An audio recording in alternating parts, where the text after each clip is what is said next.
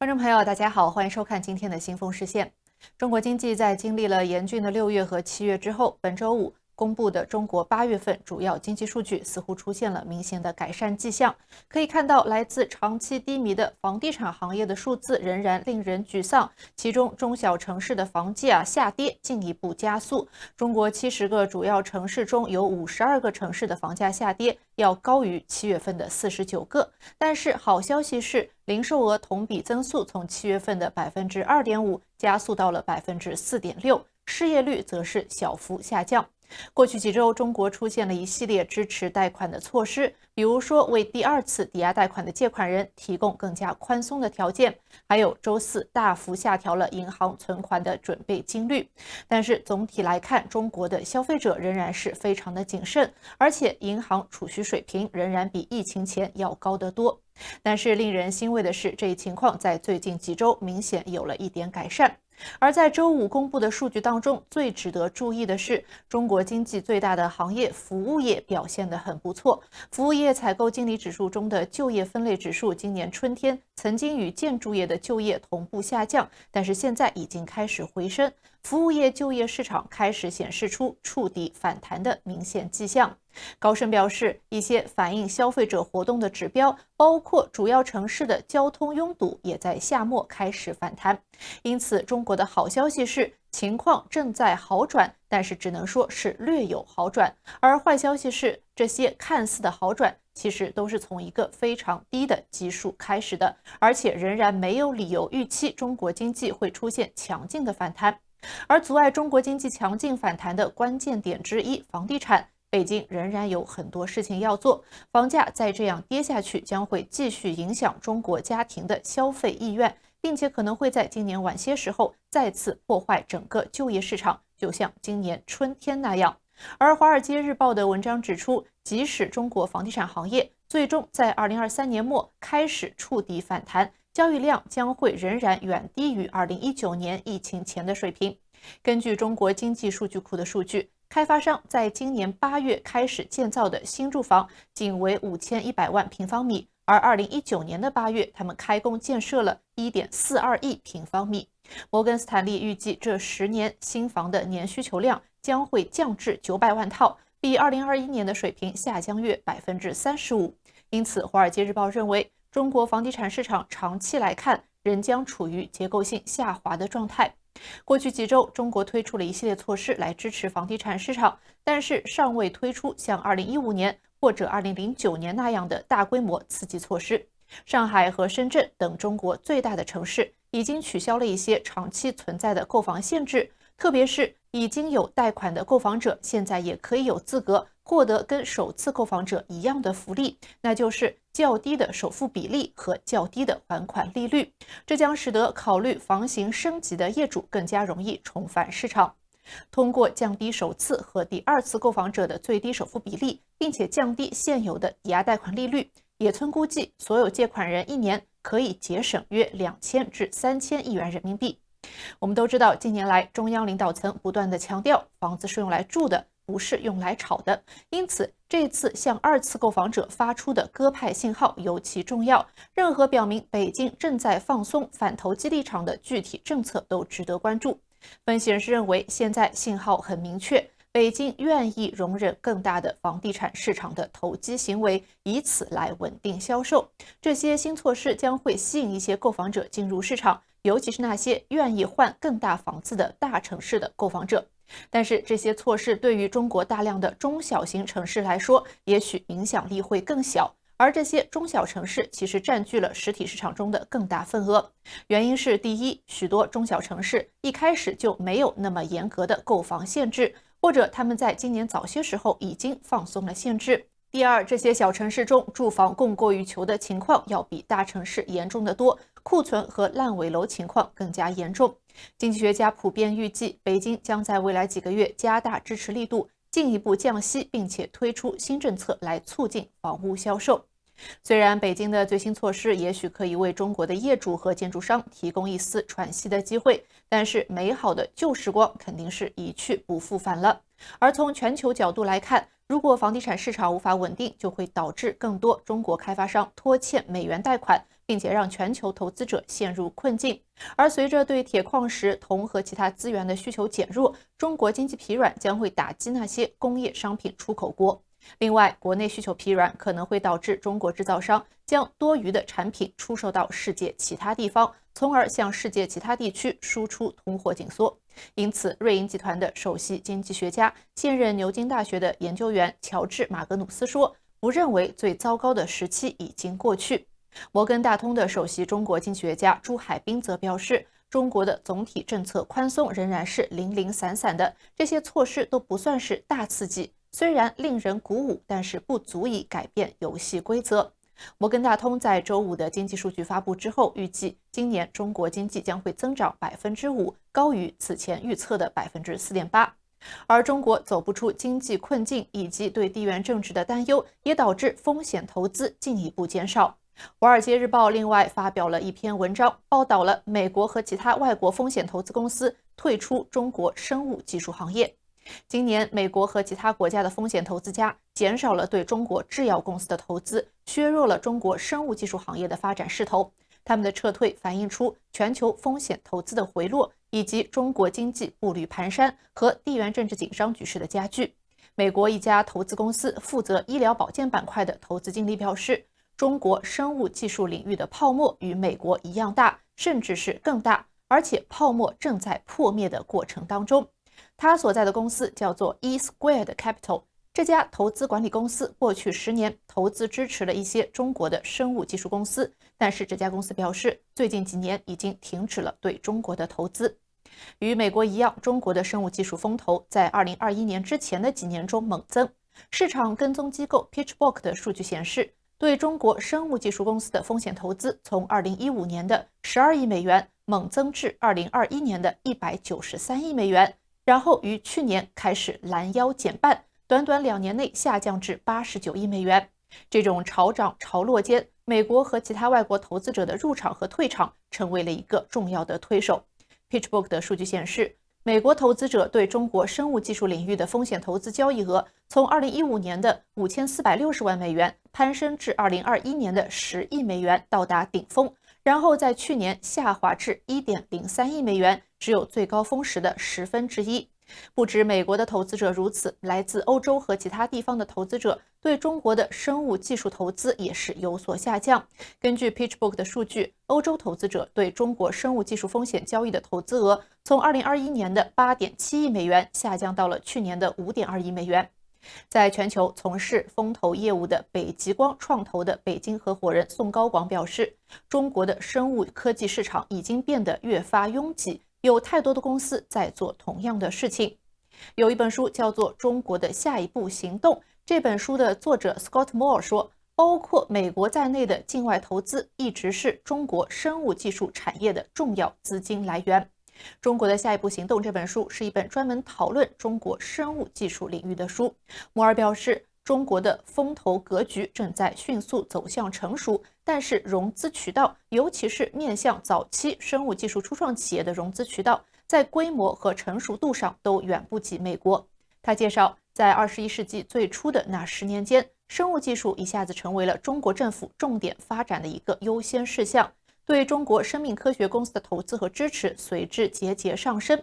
这些公司在治疗癌症的细胞免疫疗法等领域发出了专业的技术。当时，中国政府优先发展生物技术的政策，以及中国医疗市场的庞大规模，吸引了众多国外的投资者。但是摩尔说，最近中国经济的困境以及对生物技术可能成为投资限制对象的担忧，拖累了对该行业的风险投资。上个月，美国总统拜登发布了一项行政命令，从明年开始禁止美国人对某些从事先进半导体和量子计算的中国公司进行新的投资。研究机构荣鼎集团分析认为，虽然该计划目前没有涉及生物技术领域，但是要求监管机构每年开会定期评估会引起美国关切的国家的技术进步情况，这也就意味着不排除今后会将生物技术等行业也纳入投资禁令的可能性。荣鼎集团介绍，美国决策者在考虑是否审查海外生物技术交易时，必须权衡诸多问题，比如说生物技术国家安全风险的构成，以及中国可能采取的反制措施。风投交易额只是衡量对中国生物技术产业兴趣的指标之一。虽然说投资减少，但是中美两国制药商之间的合作仍有继续，还是有一些国际生命科学投资者仍然致力于投资中国。丹麦的投资机构 Novo Holdings 的亚洲主管表示，他们仍然把中国视为一个重要的市场，因为中国需要为其庞大的人口提供大量的医疗服务。Novo Holdings 致力于在中国物色处于成长期的公司，最近他们就参投了深工生物一轮2.9亿美元的融资。这家深工生物是一家总部位于上海的生命科学研究工具提供商，最近还被福布斯评为2023年的新晋独角兽企业之一。中国的生物技术产业的一个优势领域是生物制造，也就是利用生物系统生产药物和其他产品。2022年9月，美国总统拜登发布一项行政命令，支持美国的生物技术和生物制造，减少美国在生物药品和疫苗生产方面对中国等国家的依赖。而美国在这方面的制造能力明显不足，一些生物制造企业不得不将大规模的生产外包给中国。在中国出现地缘政治紧张局势之后，一些企业则不得不将生产转移到了欧洲。美国的一家生物制造初创企业的负责人表示，中国、印度和欧洲的大规模生物制造要比美国多。他认为这是一个关键领域，美国急需对本土相关领域进行投资。以上就是今天新风事件的全部内容，感谢您的收看。如果喜欢，记得点赞并且订阅我们的频道。我们下期节目再见。谁是 Ron DeSantis？ Our country is in decline. This decline is not inevitable, it's a choice. We need to send Joe Biden back to his basement and reverse American decline. 从军事律师到州长 ，Ron DeSantis 自2019年以来一直担任佛罗里达州州长。他目前是共和党初选中第二受欢迎的候选人。他因佛罗里达的政策而受到民主党人的广泛批评。这些政策在佛罗里达州的课程方面进行了大规模改革，特别是涉及到批判性种族理论、性别认同和性取向。DeSantis 因签署禁止教师在佛罗里达教室提及与性取向和性别认同相关的话题的法案而受到广泛关注。他还签署了一项法案，禁止在美国奴隶制和种族主义历史教育中使用批判性种族理论和1619计划。尽管佛罗里达州的 K-12 学校从未教授过批判性种族理论，但 DeSantis 的法案禁止教师教授人们可以基于性别或种族经历特权或压迫的内容。他还建立了规定的准则，实际上意味着教师无法教授有关美国当前种族主义存在的内容。课程必须解释各州如何承认个人自由，从而终结了美国的歧视。DeSantis 法案的重点之一是禁止任何形式的洗脑，但该法案未定义这一术语。该法案还从健康课程的内容列表中删除了心理和情感健康。佛罗里达州的学校还纷纷努力满足迅速变化的学校图书馆允许哪些书籍的标准，导致图书馆变得空无一物。尽管 DeSantis 以其关于佛罗里达州教育标准的立法而被描述为多产，但在他的总统竞选网站上，他只提出了3项主要政策：阻止入侵，提出了有关移民的强硬和极端的言论；使命优先，旨在重新振兴美国军队；经济独立宣言，旨在修复美国经济；经济独立宣言。DeSantis 列举了美国经济面临的许多问题，可以总结如下： Our country is in decline. This decline 生活成本高昂。DeSantis 表示，对许多工薪家庭来说，生活成本已经变得无法负担，包括住房、交通和食品杂货的成本。他认为这一趋势降低了美国人的生活质量。财富不平等。DeSantis 强调了美国不断增长的财富差距，前10%的家庭积累了巨额财富，而底层一半的家庭多年来几乎没有改善他们的经济状况。失业问题，他指出，超过600万的适龄男性既不工作也不寻找工作，这一群体的劳动力参与率不断下降。大规模的非法移民被视为损害了美国的就业和工资。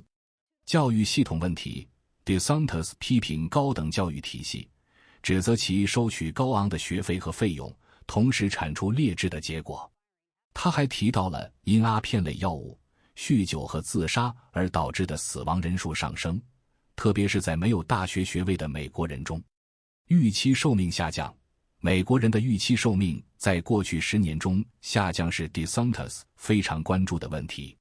政治和经济精英 DeSantis 认为，根深蒂固的政客、跨国公司和大型科技公司在当前经济体系中受益，而普通美国人受到了伤害。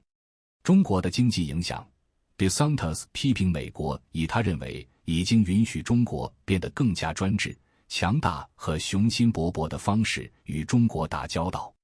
他强调了知识产权侵权、贸易不平衡和对中国供应链依赖等问题。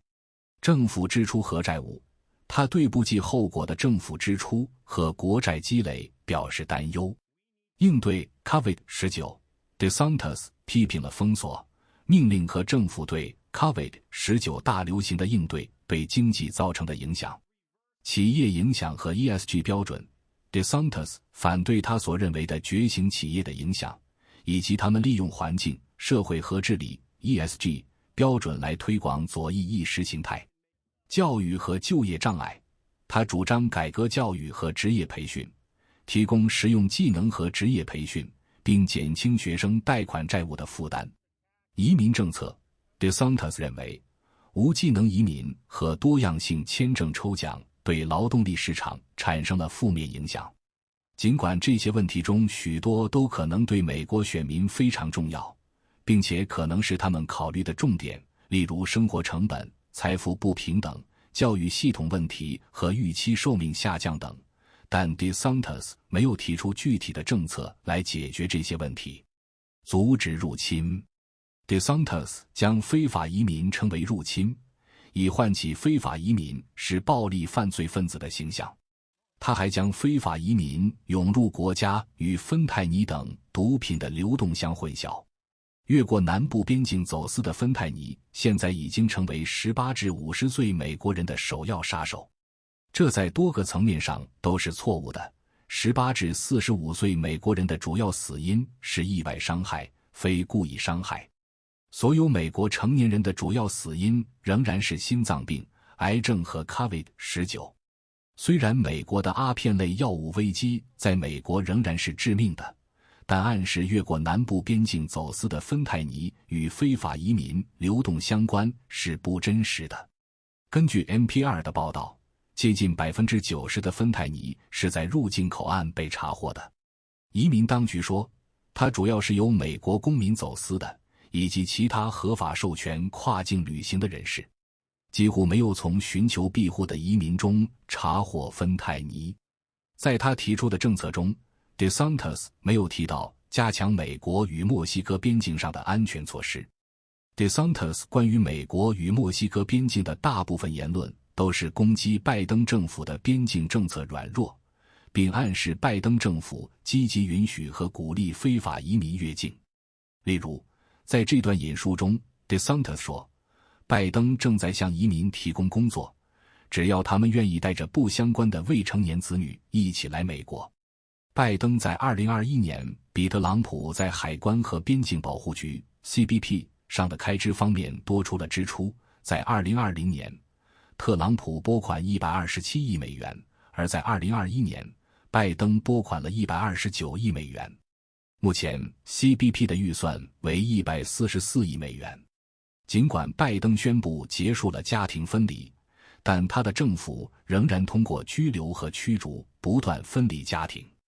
作为对非法移民采取强硬政策的一部分， DeSantis 表示，如果当选总统，他将拘留非法移民直到他们的听证日期。但作为佛罗里达州州长，他利用了州内驱逐预算，将非法移民从德克萨斯州圣安东尼奥飞往马萨诸塞州马萨葡萄园。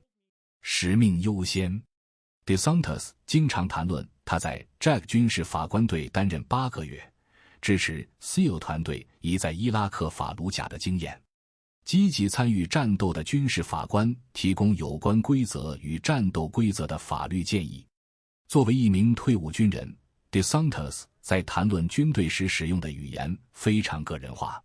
他描述自己因为对国家的责任感而入伍，但他对军队的诊断主要涉及2个领域的问题：无法达到招聘目标。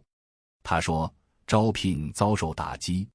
2022年是自愿兵役力量历史上最差的招聘年份，每个军事服务部门的招聘目标都没有达到，有些甚至差 50%。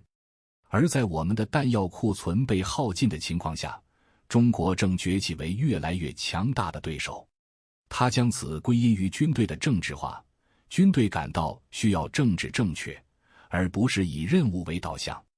他提出，通过取消多样性、公平和包容性办公室，军队将重新定位为以任务为重点。DeSantis 暗示，由于军队的重新振兴，招聘将增加。事实是，军队招募人员的能力与平民失业率直接相关。多样性、公平和包容性计划是军队为了解决其难以达到招聘目标的困难而采取的计划。军队没有关于种族或性别的配额。也许对于成为州长的退伍军人来说，最具讽刺意味的是，对于急需帮助的退伍军人没有关切。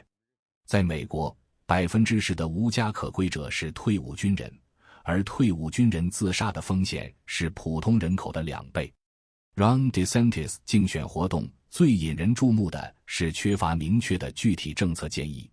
对于被媒体描述为邪恶势力的人来说，他竟然以政策的空白进行竞选，这令人震惊。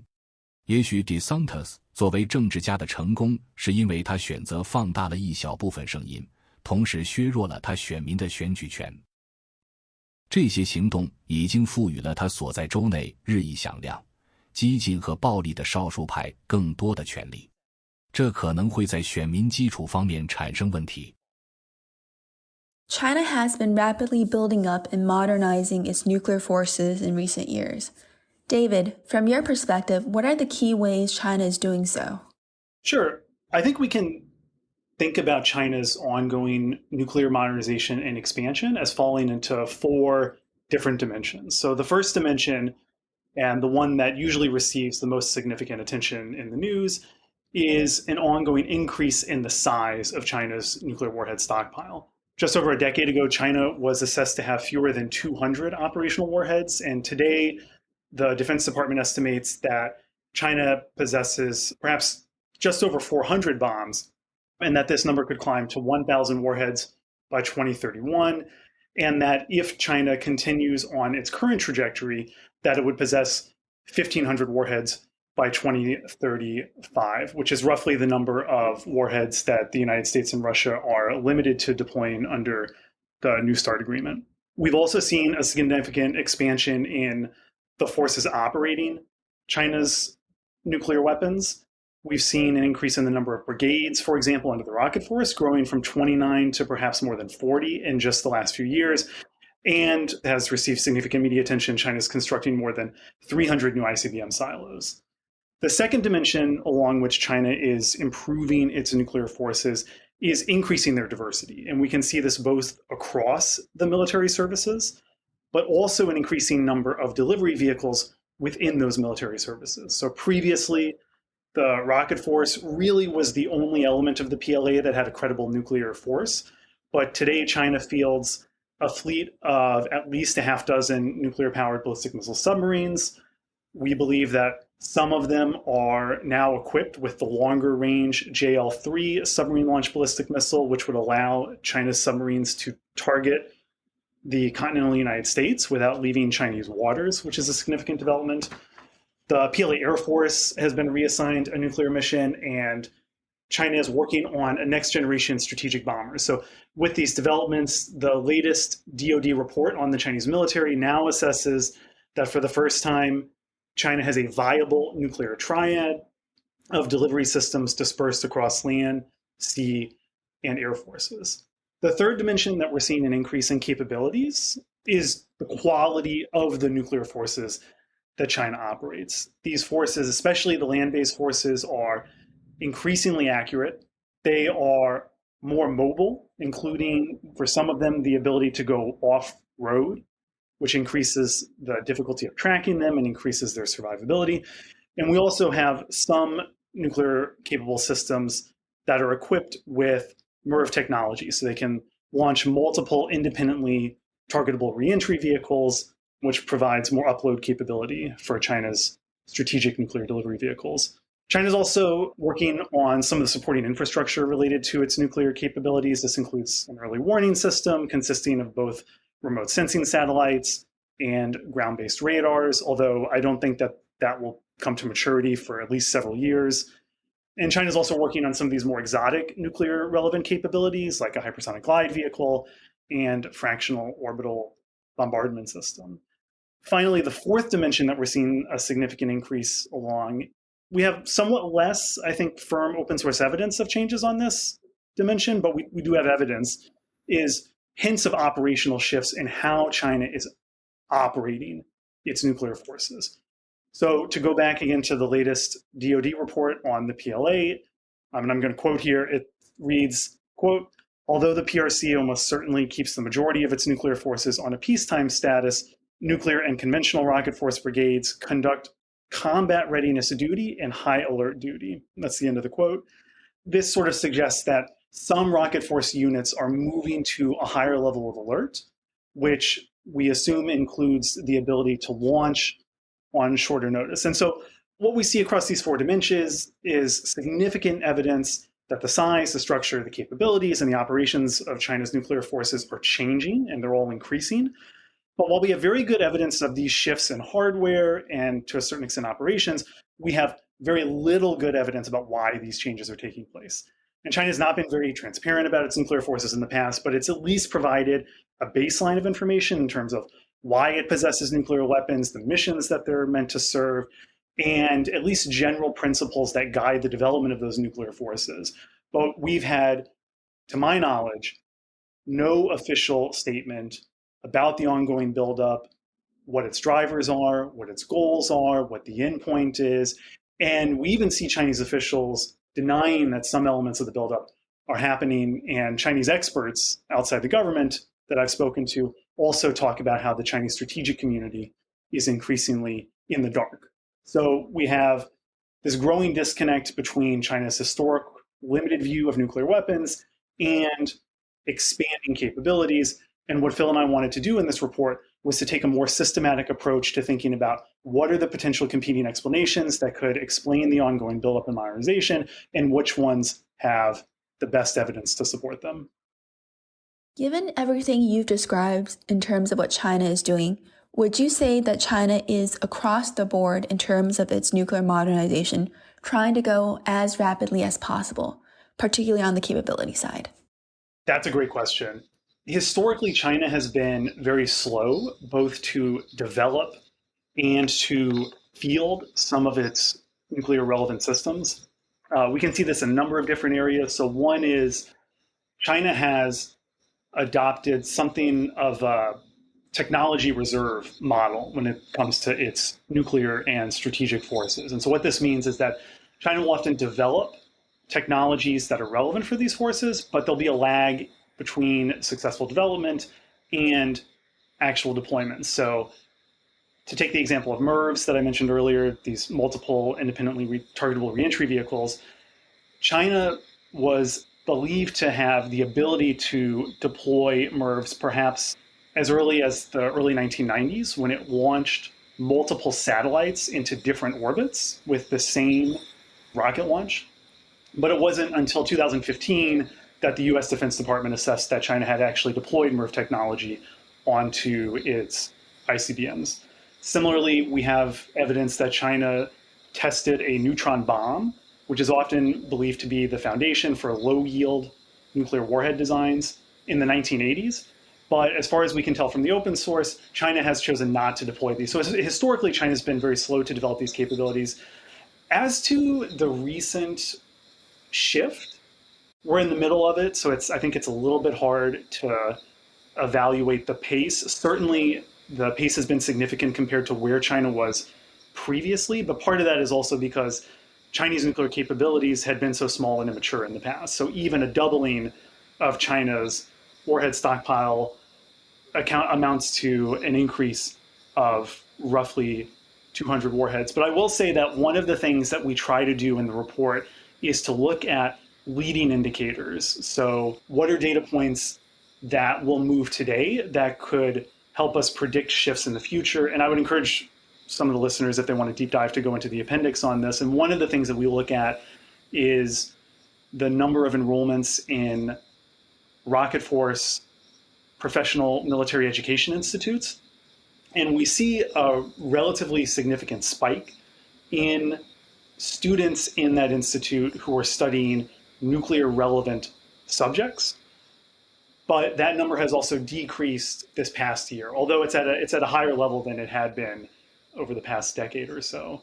So that may not be a very satisfying answer. I think in some ways it may be early to tell, but I'm also happy to defer to Phil if he has thoughts. In my view, we've seen a significant acceleration of their force development. So it's moving a lot faster than it was before.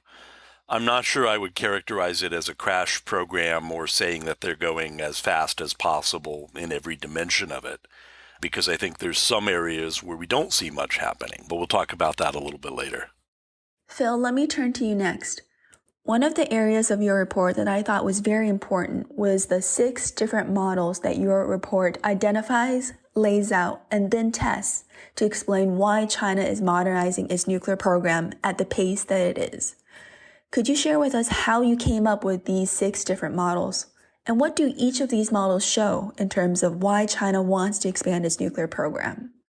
We looked at what was out there in the literature and what were people arguing that might be rationales for what China is trying to do.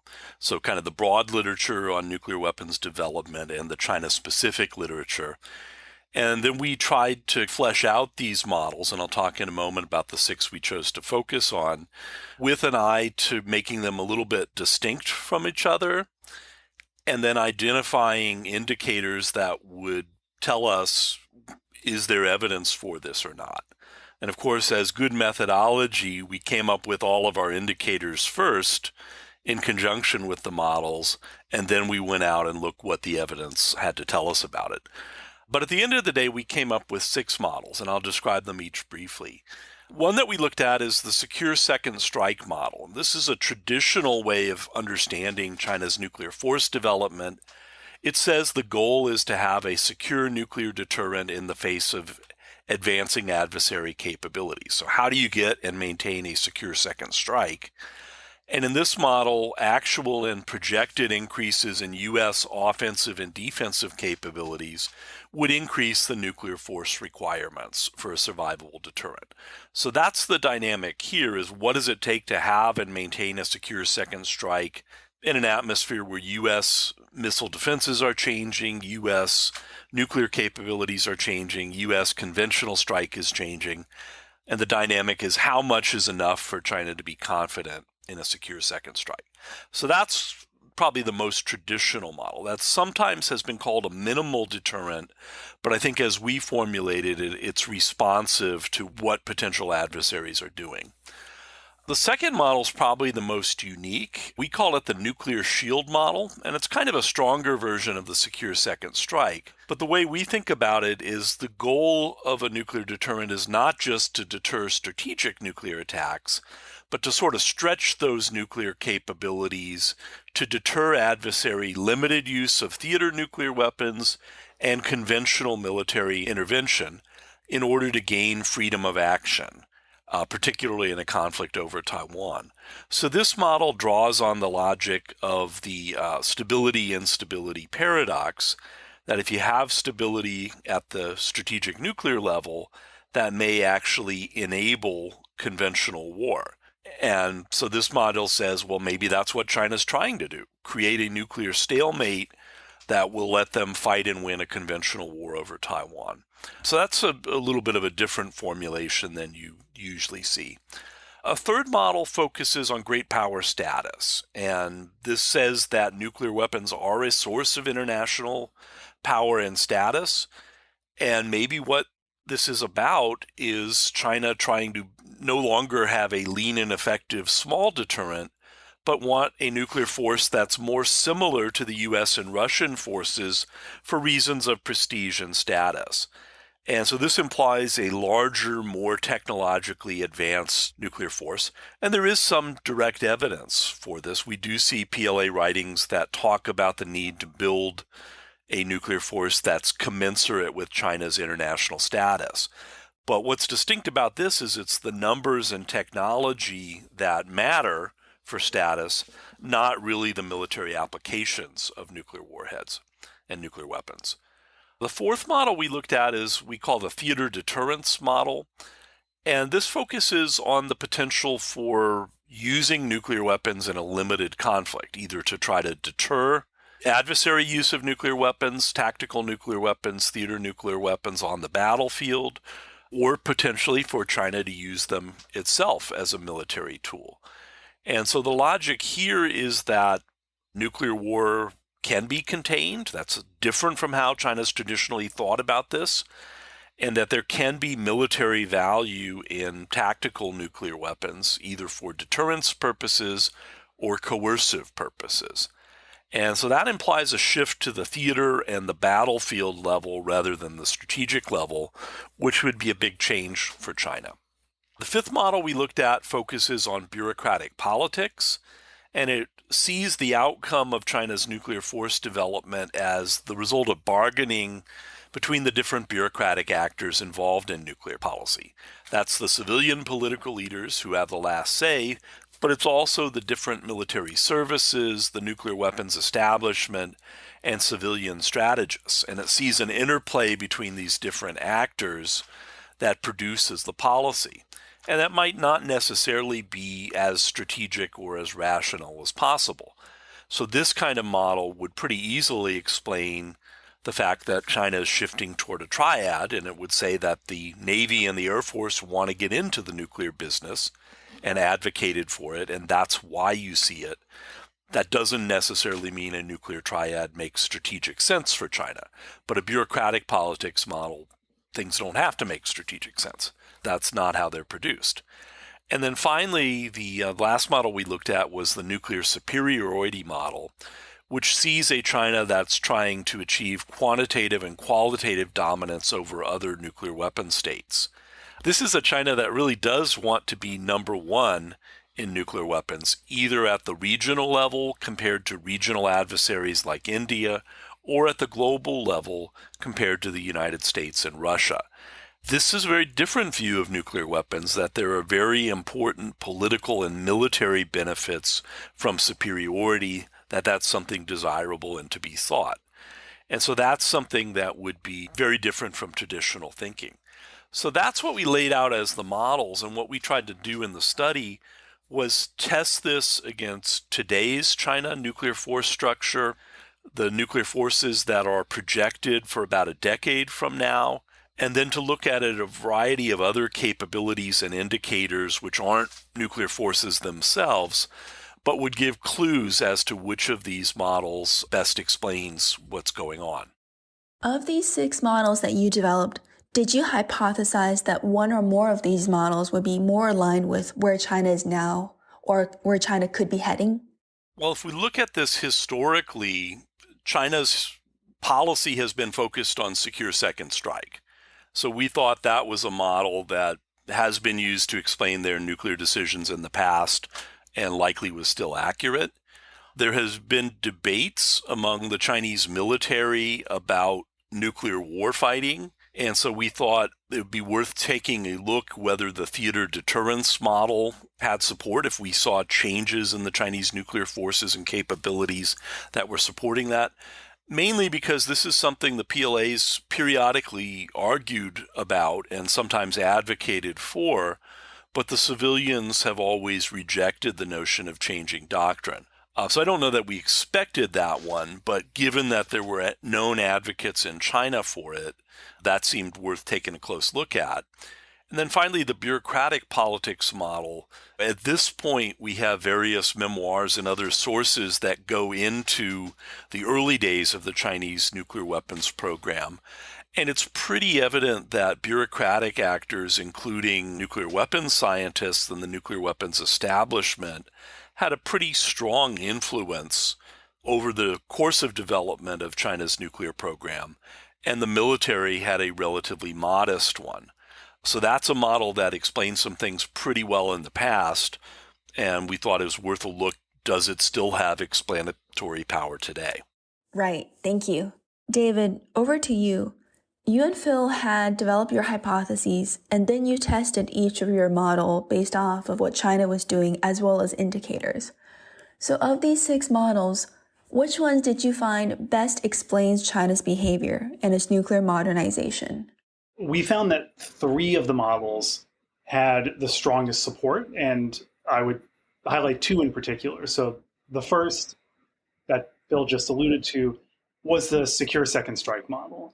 And so again, this is one that represents the greatest continuity in China's historic approach to nuclear weapons, and is one that focuses on ensuring the survivability of the strategic deterrent against adversary capabilities or policies which might be viewed as threatening to undermine it.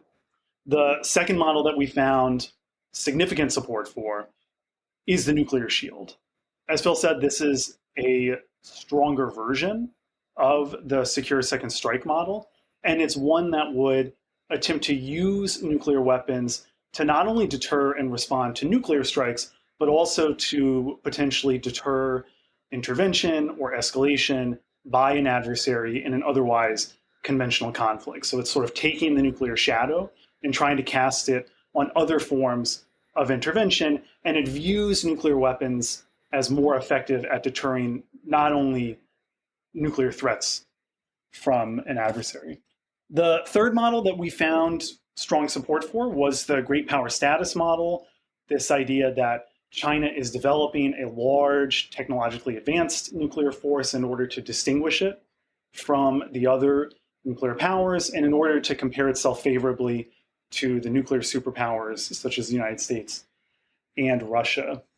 And the way that we adjudicated between these, really it came in 2 steps. So in the first step, we thought about, for each of these different models and each of these explanations, what are the nuclear forces that would emerge from them? And we looked at the nuclear forces across 3 different categories. Nuclear force structure, what is the size, the composition of the nuclear forces?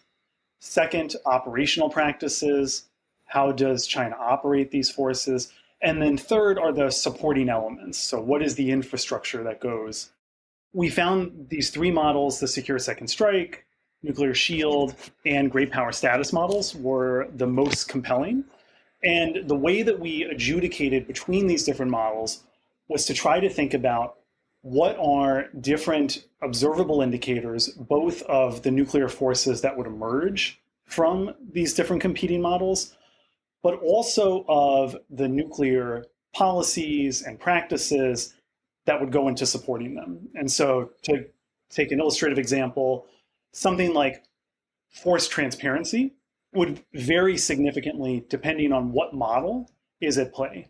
In a secure second strike model, you would imagine that China would have very low force transparency in order to mask the number, the location, the types of nuclear weapons to better protect them from a potential disarming first strike from an adversary. But by contrast, you would expect things such as the great power status model, perhaps the nuclear superiority models, to feature higher levels of force transparency, because if your goal is to burnish China's status and prestige through showcasing its nuclear forces, their size, and their technological sophistication, then you need to show that off both to domestic and international audiences. So we thought about what are indicators that are clearly linked to the underlying logic of each model, what are indicators that are competing, so they help us to differentiate between the models, and what are indicators that hopefully are leading, so they help us to explain not just past decisions in China's nuclear force development, but to predict where might China's nuclear forces go in the future. Thank you, David. Another topic that I want to touch on are changes in China's nuclear policy or doctrine. As we know, China has long claimed it is committed to a policy of no first use. Could you share with us what your report found in terms of Chinese nuclear policy changes?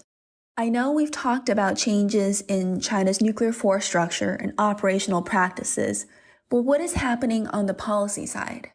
At a formal level, the answer is not much because China hasn't officially changed its policy, nor has it acknowledged the nuclear buildup. But let me delve into that a little bit. So China's nuclear policy from their first nuclear weapons test has historically emphasized the concept of no first use, that they'll only use nuclear weapons in response to a nuclear attack. And that was a very good, useful political statement to have. But for the PLA, they worried that this might make its small nuclear deterrent vulnerable. What if an adversary attacks using only advanced conventional precision munitions? What if an adversary has missile defenses that can intercept China's few ICBMs? That might not be a nuclear attack, but it could put China's nuclear deterrent at risk, and no first use would make it very hard for China to respond. And so I think we've seen historically PLA efforts to try to create some ambiguity there about whether an attack on Chinese nuclear forces with conventional means should actually be considered a nuclear attack so that no first use doesn't apply. And they've also talked in military writings about lowering the threshold for nuclear response in some extreme circumstances. Every time the PLA has tried to raise these issues and get civilians to think about them, the civilians have responded by shutting down the military debate and reaffirming no first use. Now, the other thing that's going on, perhaps, is a Chinese shift toward a launch on warning doctrine. Now, what we mean by launch on warning is if an adversary's nuclear attack is already underway, that constitutes an attack. That is an adversary first use, even if the warheads on the missiles haven't landed yet or gone off. That's one way of thinking about it. If you have a launch on warning doctrine, once the adversary attacks, you can go ahead and shoot back, even if their warheads haven't gone off yet. And the PLA talks about this as what they call an early warning counterstrike. Now, for a long time, China didn't have the capabilities to do this. They didn't have satellites to detect an adversary's ICBM launches. They didn't have the long-range radars to track the missiles and see if they're coming toward China. And they didn't have their own nuclear forces on alert with warheads mated to missiles and ready to respond really rapidly. So this was more of a theoretical concept rather than a real possibility. But what we've seen within the last couple of years is they've added all of those necessary pieces. So they now operate launch detection satellites that can detect U.S. ICBM launches. They have a network of missile tracking radars. And they've started, as David said, to put some of their ICBM units on regular alert. That raises the question about whether they are going to shift to a launch on warning doctrine. I think we find that, or at least I personally find that somewhat disturbing, because it compresses the timelines for decisions about whether to use nuclear weapons. The adversary's missiles are on the way. You have to make a decision about whether to shoot before they land. So that really compresses your decision time. It increases the risk of making mistakes if you are playing the training tape rather than actually getting the live feed from the radars. And yes, that's something that has happened.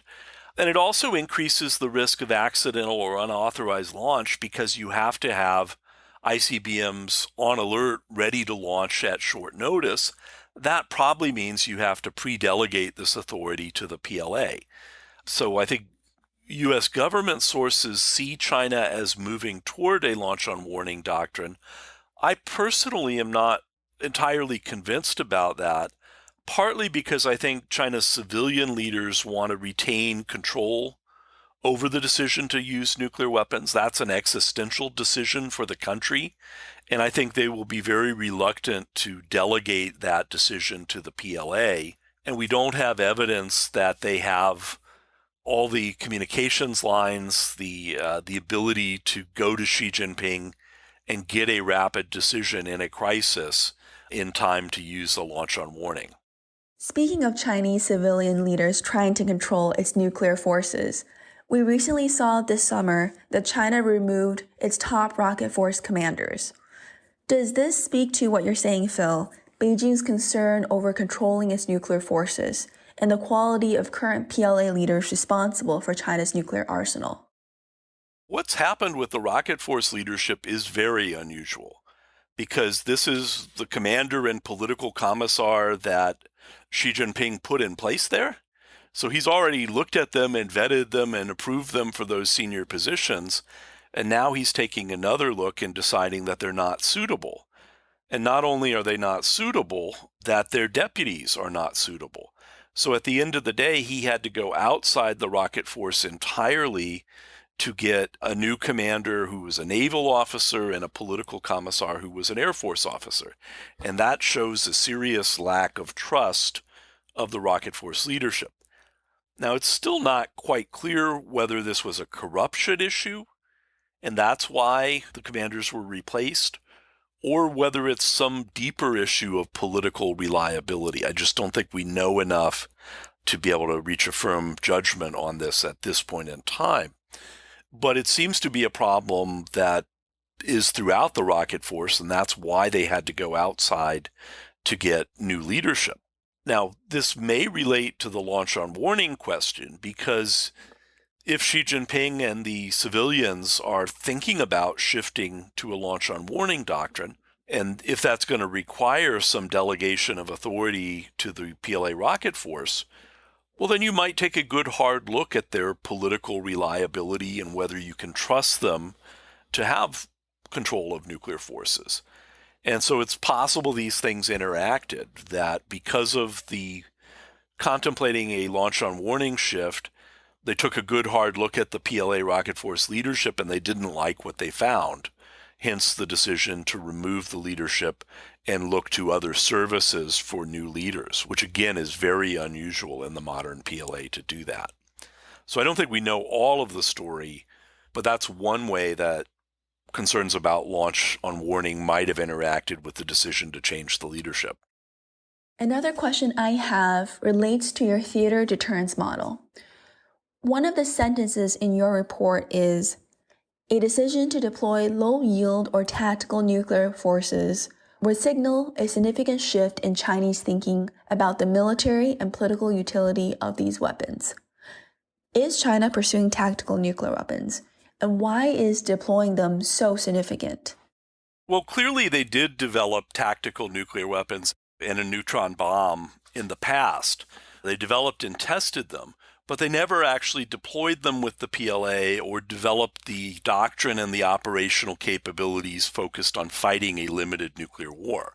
PLA discussed and debated this a lot, but ultimately the Chinese civilian leaders did not authorize this. And we think this is because they believe that nuclear war and nuclear escalation is very, very difficult to control. Once you break the nuclear threshold, you're headed toward possible strategic weapons use and the end of the country as a whole. That idea that you can't control nuclear escalation, or it's very hard to do that, really inhibited this. What I think we're seeing now are PLA writings that talk about possible U.S. use of low-yield or tactical nuclear weapons in a Taiwan contingency, and an argument that China needs to have its own low-yield and tactical nuclear capabilities in order to deter U.S. use. And this is how the debate goes in the United States sometimes. We worry that if North Korea used a very low-yield warhead and all of our warheads are high-yield, it wouldn't be credible to respond to a low-yield warhead with a high-yield one. So that capability gap produces a credibility gap, which leads to a deterrence gap. And what we see are Chinese analysts making that same kind of argument, that the best way to deal with this is for China to build and deploy its own low-yield and tactical nuclear weapons capabilities as a deterrent. But once you do that, it also has the potential to turn into an offensive capability. And for the deterrent to be credible, it's not enough just to have a couple tactical nukes somewhere. You need delivery systems, you need to train and practice with them, you need a doctrine about how you're going to employ them. And that would be a very significant shift. I worry about that. It would require a shift in thinking about what's the value of nuclear weapons, what's their military value, and it would require significant shifts in operational practices and training. We don't see that so far, but if we do see it, it would be a very, very significant shift, and in my view, a pretty dangerous one, because that gets to the point where you have military forces facing off against each other with tactical nuclear weapons and potentially thinking about using them early in a conflict rather than as a last resort. That's a much more dangerous world in my mind. And Bonnie, if I can just add to that, one of the ways that the ongoing expansion and modernization may be affecting the likelihood of China deploying these kinds of systems is now that China has much more accurate theater nuclear capable delivery systems, it makes the possibility of using lower yield warhead designs more feasible. So in the past, if you had a very inaccurate missile, you need a large yield warhead in order to still disable or destroy the target, even if the missile goes off course. But today, China has more accurate missiles.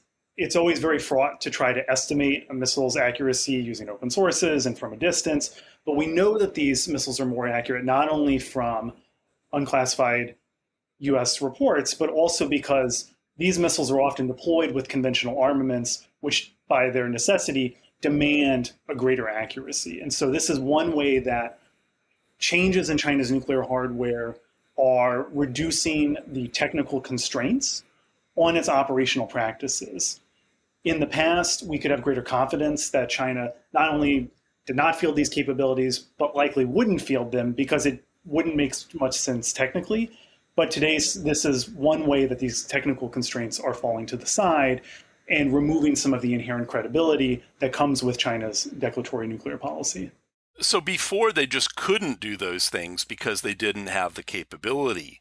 Now they do have increasingly the technical capability, and that might mean that their policy could shift relatively rapidly. And so that makes the whole situation a little more unstable, a little more unpredictable, and that's challenging for trying to create stability in U.S.-China relations, as well as at the nuclear level. Phil, your last point is a good segue to a final set of questions I have for both of you. As we look at China's nuclear expansion, what are the implications of China's nuclear modernization for the United States? And what does China's nuclear efforts mean in terms of what the United States should be prepared for on the security front, including in the event of a regional or Taiwan contingency? Phil and I have another piece that we've co-authored that looks at this very set of questions.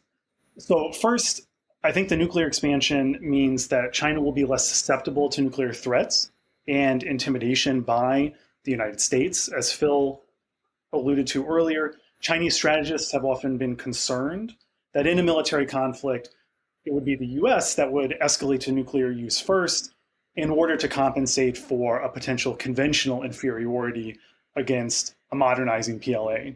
But the nuclear expansion, to the extent that it makes China's nuclear forces more survivable, more capable, and that it makes the survivability and capability more obvious to US decision makers, may bolster China's resolve, particularly in the face of any potential nuclear threats or intimidation. The second implication is that it likely increases the relevance of the conventional balance of forces. So this again feeds into the logic of the nuclear shield model that we discussed in the report and harkens back to the stability-instability logics that Phil described earlier. And essentially, if there is greater stability at the nuclear level, then that may essentially eliminate the ability to use nuclear weapons and nuclear threats to accomplish your goals in a crisis or a conflict. And it puts greater emphasis on conventional capabilities, which will be more flexible. Third, it likely means that any potential Chinese threats of limited nuclear escalation or retaliation will be inherently more credible. I don't think that we've seen any significant evidence that China plans to use its nuclear weapons in this way, and they've generally been worried about the inability to control nuclear escalation once that threshold has been crossed. But the nuclear buildup, again, lessens the kinds of technical and operational constraints that previously existed when it came to nuclear first use. Fourth and finally, one of the perhaps silver linings of the nuclear expansion is that it may decrease some forms of nuclear escalation risks. The more confident that Chinese officials are in the survivability of the country's nuclear deterrent, the less likely they are to perceive these kinds of use or lose pressures that can encourage nuclear use. And we have Chinese writings discussing how they might lower the nuclear threshold if the strategic nuclear deterrent is perceived to be at risk from precision-guided conventional munitions.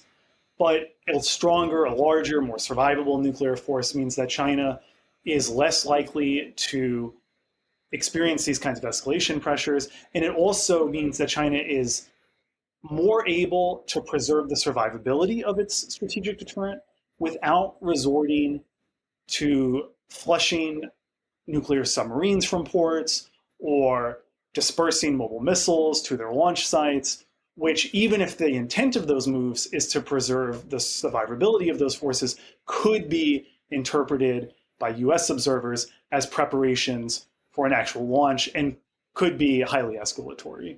So just to make sure, David, what you're saying is it is not clear that as China expands its nuclear arsenal, that China is more likely to use nuclear weapons. Instead, there could be incentives on China's end in terms of less use or lose pressure on nuclear weapons. This could, in some cases, decrease PRC incentives to actually use nuclear weapons. We might think of the modernization as expanding the possibility that China could engage in deliberate nuclear escalation. So providing more capabilities to use its nuclear weapons for deterrence or coercive advantage in a crisis or a conflict, again, removing the past technical constraints that existed on the forces. But it might also decrease the risks of inadvertent escalation by providing those decision makers greater confidence that the strategic deterrent can't simply be wiped out by a US counterforce strike, whether nuclear or conventional. What does China's nuclear expansion mean for arms control negotiations? Would we see more or less PRC willingness to enter into these negotiations as its nuclear force expands? This may be another area where the modernization has perhaps a silver lining. So in the past, Chinese officials have resisted efforts to enlist China's participation in arms control agreements by referencing the asymmetry that existed between US and Chinese nuclear forces, and also by highlighting the supposed vulnerability of China's own forces.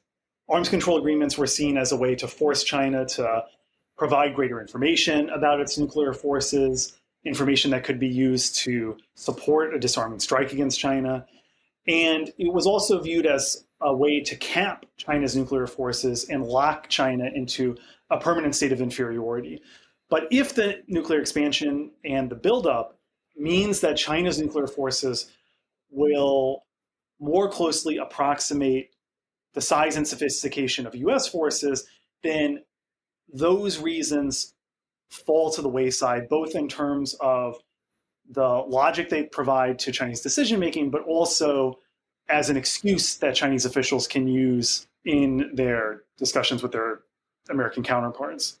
The evidence that we find in the study supporting great power status drivers influencing China's nuclear force development also suggests that attempts to enlist Chinese participation in arms control agreements might cater to those great power status desires. So emphasizing that nuclear arms control agreements are something that powerful states do, that responsible states do, and that great power states do, which distinguishes them from the other nuclear powers. And maybe emphasizing some of these dynamics with Chinese officials could, on the margins, increase the ability to enlist Chinese participation. I think David's given the optimistic spin that This nuclear expansion takes away some of the traditional Chinese excuses. And I think he's correct, and I agree that there's the potential to try to bring China to the table with the United States and Russia as an equal and leverage the status benefits from that to try to get into a real nuclear arms reduction process.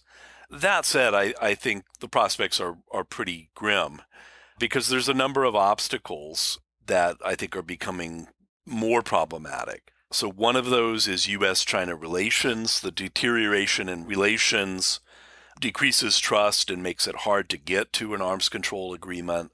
There are imbalances just within Asia. So even if China and the U.S. are more on an equal playing field, China faces Japan and the ROC, which are less powerful states that don't have nuclear weapons.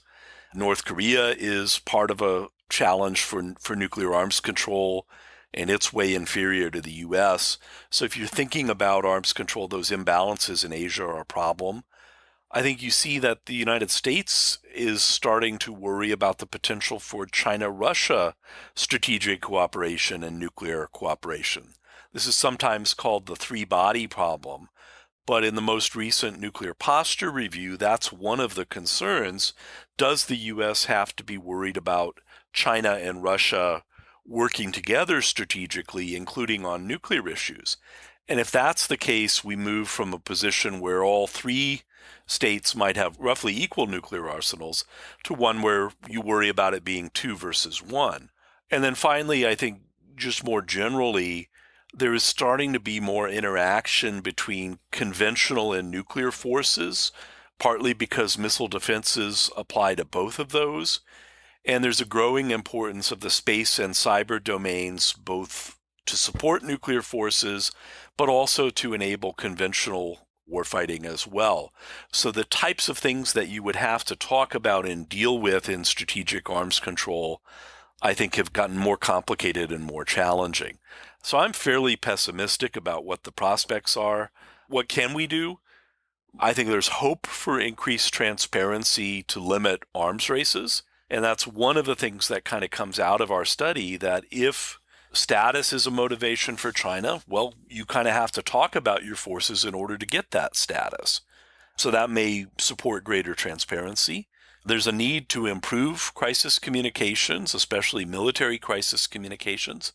It is kind of worrisome that we haven't been able to use regular military-to-military meetings between the U.S. and China for about 1.5 years.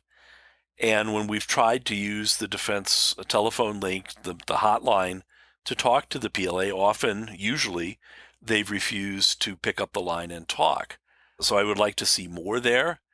I would like to see a dialogue on operational practices and how that relates to crisis stability. Some of the things that David talked about, what are you going to do in a crisis? Are you going to flush your nuclear forces to the field? Are you going to deploy your nuclear SSBNs? Should that be seen as a defensive move or an offensive move?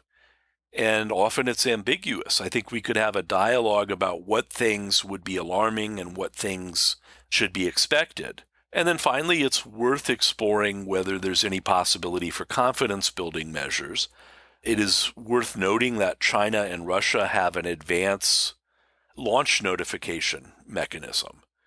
Perhaps that's something that the U.S. and China could negotiate. So you would give warning of a space launch or a missile launch ahead of time so the other side knows what to expect and doesn't mistakenly interpret it as a missile attack. So those are opportunities, but I think on the whole, the prospects for serious progress in arms control are fairly dim. We need to wrap this up relatively shortly, but one final question. Phil, you mentioned the possibility of China, Russia working together on nuclear issues and strategically. Did the two of you find any strong evidence of this happening right now? I don't think we have strong evidence of strategic cooperation between China and Russia. The closest we have to that are China-Russia command post exercises that looked at scenarios involving strategic missile launches.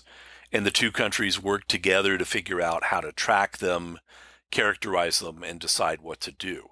That happened twice. It was just a command post exercise. However, the Russians have said they're willing to advise and consult with China as it tries to build a missile launch detection system. That's something the Russians have had for decades. China's just building their system. So they're talking about that piece of it. But that's a long way from thinking about coordinated nuclear attacks or anything along those lines. My own reading of the China-Russia relations is that they cooperate together to limit U.S. power, but there's still a lot of underlying mutual suspicions on both sides. Russia does worry about China as a long-term threat when you go out decades. That's one of the things that changed. Russia used to be the stronger power. Now China's stronger than Russia. And that creates a lot of concern in Moscow about what might happen for the future. That's especially true now when Russia is bogged down in the war in Ukraine and suffering various economic consequences and military losses. That makes them more dependent on China. And I think that's just not a comfortable position for Russia to be in. But nevertheless, you can understand U.S. military planners look at the worst case scenario, and that is the worst case scenario if China and Russia do have a close strategic relationship and team up against the United States. I just don't think it's very likely, though. Yeah, I would add to that several features of the nuclear practices of both China and Russia, which I think will introduce additional obstacles to that kind of very deep cooperation. So one is there's still a significant asymmetry in the size and the composition of Chinese and Russian nuclear forces, which could introduce different ways of thinking about how to posture them. The second is we've seen a much greater concern from Chinese actors about the prospects of nuclear escalation in Ukraine. And Chinese observers have issued statements to that effect, warning about the possibility of nuclear escalation, which again goes back to this notion that Chinese actors believe that nuclear escalation can't be controlled once you cross that threshold, which appears to be different from how Russian strategists may think about nuclear escalation. The last one is looking at the history of nuclear cooperation between the United States and its own allies.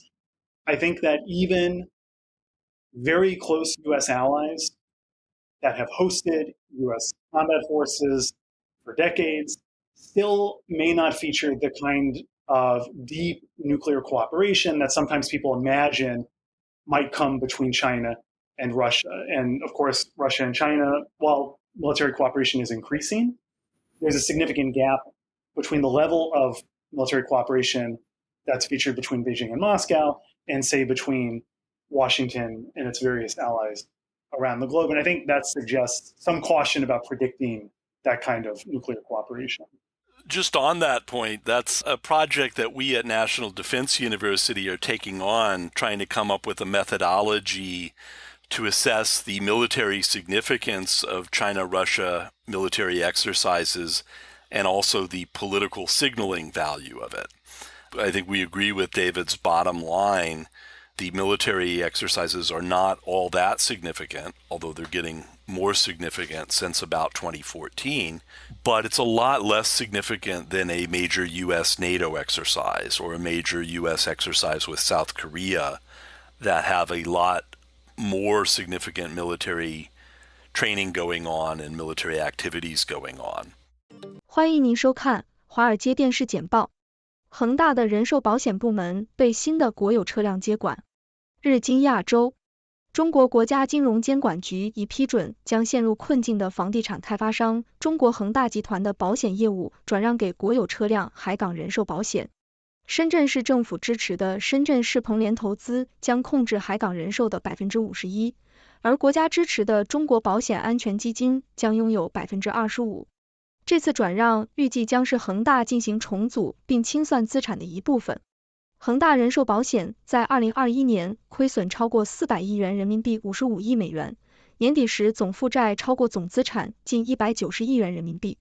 拉加德扣押了欧洲央行同事的手机以防止泄密来源。路透社，欧洲央行 ECB 行长克里斯蒂娜·拉加德 Christine Lagarde 在最近的一次会议上没收了政策制定者的手机。此前，路透社披露，欧洲央行将上调关键的通胀预测，为加息铺平道路。拉加德专注于在欧洲央行创造更和谐的氛围，但由于借贷成本上升，拉加德对加息持保留态度。艾丽，泰社，我的伴侣喜欢在公共场合亲吻和拥抱，而我不喜欢。现在他的朋友说我不是他的完美伴侣，他们说的对吗？请问艾丽。多伦多新报，一位女性写信给咨询专栏作家艾丽，讲述了她的伴侣喜欢在公共场合展示亲昵行为，而她更喜欢保持他们的关系私密。她解释说，她确实爱她的伴侣，并在私下里表达了这份爱。她珍视他们独处的时间，不想伤害他。艾丽建议这位女性向她的伴侣解释自己的感受，以及为什么公共亲昵让她感到不舒服。他建议这位女性问问自己，是任何亲昵行为都让她感到不舒服，还是与她的家庭背景有关。香港将因香港金融管理局首席执行官在国际清算银行的关键角色中获得提升地位。南华早报，随着香港金融管理局 HKMA 行政总裁余伟民被任命为国际清算银行 BASE 的重要职位，香港在国际银行业的地位预计将会增长。余伟民已经接任了 BASE 主要新兴市场经济体的总督会议主席职位，任期为3年，取代了退休的路易斯·阿瓦祖、佩雷拉·达席尔瓦。分析师们认为，这一任命显示了 BASE 对香港在新兴市场之间领导国际合作能力的认可，并加强了香港作为中国内地与世界之间的连接者的角色。据金融时报报道，软银计划在 ARM 上市后进行一系列交易，并寻求与 OpenAI 合作。路透社，据报道，日本跨国综合企业软银正在寻求人工智能 AI 领域的投资机会，其中包括与 OpenAI 的潜在交易。在其子公司 ARM 成功上市之后，软银的首席执行官孙正义据说正计划在人工智能领域投资数十亿美元。Instacart 的首次公开募股对风险投资公司来说是一次昂贵的教训。华尔街日报， Instacart 在即将到来的 IPO 中的估值目标为高达100亿美元，这比其2019年的峰值估值390亿美元要低得多。许多公司的后期投资者将面临纸面亏损。这种情况凸显了风险投资家面临的新现实，即尽管他们在后期初创公司中投资了数十亿美元，但即使他们投资组合中最有前途的公司上市，也会造成亏损。这次 IPO 被视为华尔街对新发行股票的兴趣的一个测试案例。此前科技 IPO 市场已经冻结了很长时间。如何在这个秋天更新你的衣橱，并从旧衣服中获利？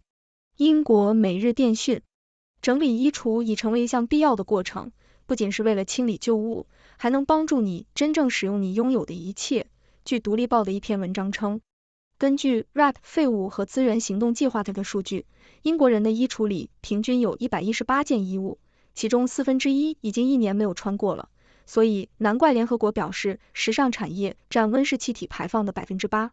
为了应对这个问题，清理衣橱需要有一个无情的心态，而你对不需要的衣物的处理方式将取决于每件衣物的状况和价值，比如出售或捐赠给慈善机构。随着通胀降温，政治家们加大力度解决加拿大的负担能力危机。加拿大环球邮报，加拿大联邦政府宣布了一系列旨在应对经济负担和遏制通货膨胀的措施。这些措施包括降低租房建设的商品和服务税，加强竞争局调查激进定价和阻止企业合并的能力，并承诺向超市连锁店施压降低价格。然而，批评者认为这些措施在短中期内对通货膨胀或利率走势的影响不大。经济学家建议采取更激进的措施，如大幅增税或大幅削减支出，以降低经济总需求并遏制通货膨胀压力。尽管政府努力，最近的一项调查发现，很多加拿大人认为政府直接推高了他们的抵押贷款支付额，使他们更难借钱，而且很多人不认为这种策略是降低通货膨胀的必要或可接受的。批评者认为政府的财政政策并没有对通货膨胀起到制动作用，也没有帮助缓解通货膨胀压力。政府最近的财政整顿虽然减少了年度赤字，但并没有减缓经济需求的增长。随着中国债务冻结结束，安哥拉的利息支付翻了一番。南华早报，安哥拉对外债权人，主要是中国的利息支付，从2023年第一季度的7.75亿美元增加到2023年第二季度的15.7亿美元，因为安哥拉与中国债权人的为期3年的债务宽限期结束。然而，较高的利息支付部分被服务贸易逆差的下降所抵消，该逆差从2023年第一季度的23.4亿美元降至2年来的最低点，即17.7亿美元。虽然现在还为时过早来确定安哥拉的利息支付将因债务宽限期结束而增加到何种程度，但很可能2023年第二季度利息支付的大幅增加反映了中国国家开发银行 CDB 的一个托管账户的补充。该账户在2020年6月至2023年5月的3年债务宽限期期间用于支付利息。不仅仅是中国，全世界都面临着隐藏债务和金融冲击的风险。南华早报。目前，人们对中国房地产行业问题过于关注，而忽视了美国和欧洲面临的金融威胁。由于利率上升和巨额债务，人们对发达经济体的房地产和非银行金融部门存在担忧。金融稳定委员会 FSB 最近警告称，高利率将削弱经济复苏并威胁关键部门，可能带来进一步的挑战和冲击。FSB 强调，对冲基金可能成为不稳定因素，因为他们在债券市场上的敞口和高度合成杠杆水平。我不想听到抱怨，不断膨胀的首席执行官薪酬激发了对 UAW 的支持。美国政客网站。美国汽车工人联合会 UAW 对美国3大汽车制造商通用汽车 GM、福特 Ford 和斯特兰提斯 Stellantis 发起了前所未有的罢工。UAW 正在利用高级管理人员和普通工人工资之间的差异来争取对罢工的支持。UAW 表示，在过去4年中，3大汽车制造商的平均首席执行官薪酬增长了 40%， 而工会成员仅获得了 6% 的加薪。在缓冲区延迟期间困扰诊所的反堕胎抗议活动中，英国独立报。尽管英格兰和威尔士的议员以多数票通过了在全国范围内设立堕胎诊所缓冲区，但英国领先的堕胎服务提供者 MSI 生殖选择表示，英国的堕胎服务仍然面临抗议和骚扰。这些缓冲区旨在防止反堕胎示威者站在诊所外或靠近诊所。然而，这些区域的实施被推迟，导致诊所外的抗议活动增加，对寻求堕胎的妇女持续骚扰。预计在9月27日至11月5日期间的为期40天的生命日活动期间，抗议活动将升级。该活动针对寻求堕胎的妇女。诊所外的抗议活动被描述为侵入性、令人痛苦和创伤性。示威者祈祷、高呼口号，并展示胎儿的图像。进入诊所的妇女被称为少年凶手，遭受侵略性行为和言语虐待。缓冲区实施的延迟导致抗议活动增加，示威者每天都会出现在诊所外。诊所的工作人员不得不安慰那些被抗议者威胁后哭泣的妇女。一些妇女在做出艰难决定的时候受到了抗议者行为的影响。在实施缓冲区的诊所，情况有所改善。报道称，焦虑减少，环境更加平静。然而，布里克斯顿的诊所仍然面临抗议活动，工作人员对政府的无所作为感到沮丧。内政部没有提供缓冲区引入的时间表，这一延迟使抗议者能够继续活动，给寻求堕胎的妇女带来困扰和骚扰。谢谢您的收看。上面播报的内容是六度团队推荐的全球专业媒体、智库、政府机构和行业专家的最新报道、分析简报。更详细的内容，请大家去这些媒体、智库的网站阅读。这些内容并不一定反映六度简报的立场，亦不能作为任何决策的建议。六度团队由专业媒体人、学者、科学家组成的独立新型媒体，大家可以根据自己的专业要求订阅各种简报。网址是6dobrief.com。您在世界任何地方都可以通过电邮收到六度简报。